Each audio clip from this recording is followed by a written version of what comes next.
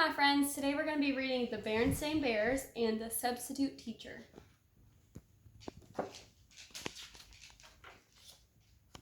Oh boy, a substitute, whispered Too Tall Grizzly when Teacher Bob announced he would be away for a few days and that starting tomorrow the class would have a substitute teacher. What's so great about that? Whispered Brother Bear, who sat next to Too Tall. Yeah, so what? Whispered Freddie, Brother Bear's cousin and best friend. You've got to be kidding, chuckled Too Tall. I will explain it to you after school.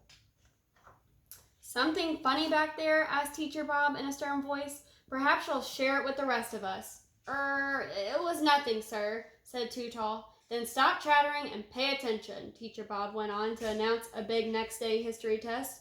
Then he put a 3-day schedule on the board for the substitute. First day, history test.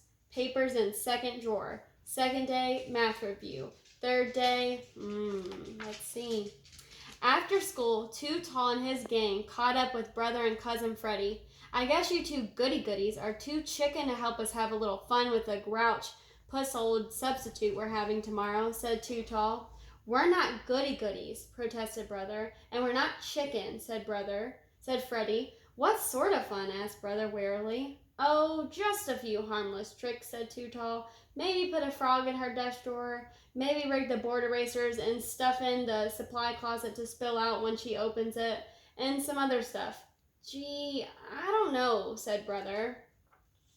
But then he and Freddie pictured a frog jumping out of the desk drawer and the chalk and board erasers spilling out of the closet, and it did look like fun. Brother Bear! It was Queenie, one of the girls in Brother's class, catching up. Want to study for the history test at my house tonight? Hey, what about that history test? Brother asked Too Tall. Forget about it, he said with a sly grin. There isn't going to be any history test. I have a plan. I have a plan to study at home tonight, Brother called to Queenie. But thanks just the same. What sort of other stuff? He asked, turning back to Too Tall.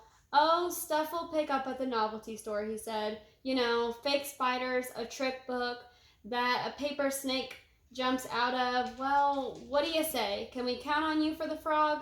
I guess so, said Brother. That evening he tried to study for the test, but he kept thinking of all the fun he and the gang were going to have. Pretty soon he was on the phone, giggling and laughing. What's that all about? Asked Sister. Freddie and I were quizzing each other for a history test we're having tomorrow, he said. You must have been getting some pretty funny answers, she said suspiciously.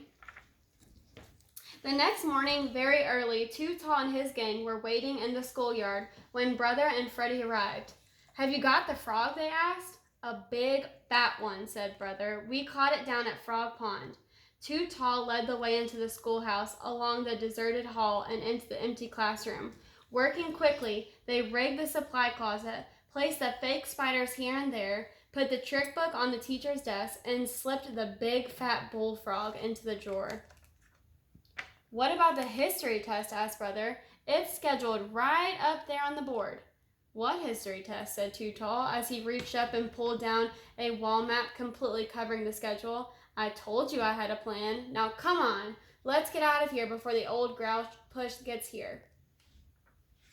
But the substitute turned out to be very different from the easy-to-fool old grouch they expected. She was a sharp young teacher wearing designer jeans, hoop earrings, and tinted glasses, who arrived in a snappy-looking sports car.